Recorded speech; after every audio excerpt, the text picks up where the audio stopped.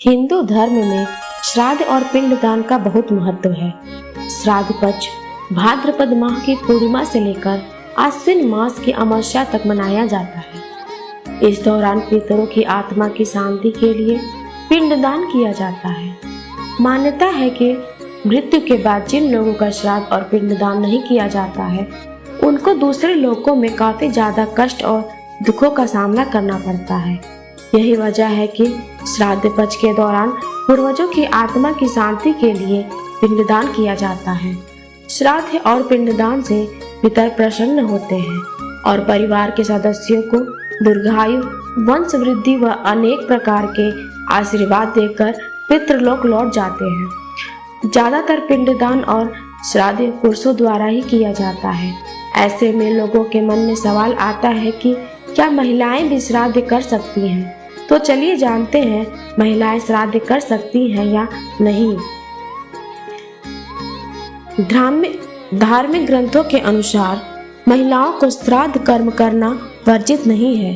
विशेष परिस्थितियों में वे भी श्राद्ध कर्म कर सकती हैं, मगर इनकी कुछ अनिवार्य शर्तें हैं। अगर परिवार में कोई पुरुष सदस्य न हो तो महिला को अधिकार है कि वह श्राद्ध कर्म करे। पुराण में श्राद्ध कर्म के महत्व पर प्रकाश डालते हुए स्त्रियों को विशेष परिस्थितियों में श्राद्ध कर्म का अधिकार बताया गया है।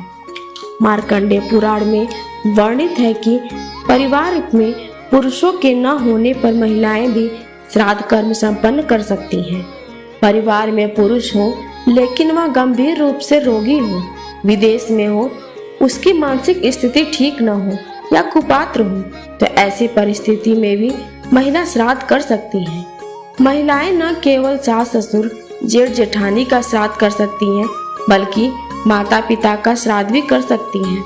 अगर उनका कोई पुत्र नहीं है, लेकिन अगर घर में कोई वृद्ध महिला हो तो वह युवा महिला से पहले श्राद्ध कर्म करने की उत्तराधिकारी होती है।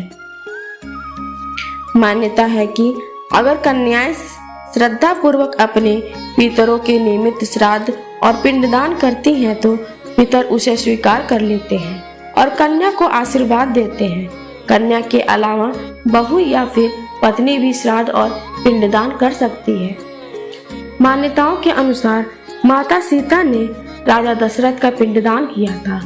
वाल्मीकि रामायण में इस बात का उल्लेख मिलता है कि वनवास के दौरान जब भगवान श्री राम, लक्ष्मण और माता सीता का पितृपक्ष के समय गया में आगमन हुआ था, उस दौरान भगवान राम और लक्ष्मण श्राद्ध के लिए सामग्री लेने गए हुए थे और उन्हें सामग्री लाने में देर हो रही थी। इसी बीच माता सीता को राजा दशरथ के दर्शन हुए।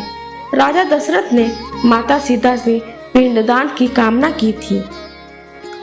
कुछ पल सोच विचार कर सीता जी ने रेत का पिंड बनाया और गाय, फल्गु नदी, केतकी के फूल, वट वृक्ष को साक्षी बनाकर श्रद्धा पूर्वक दशरथ जी को रेत का पिंडदान कर दिया।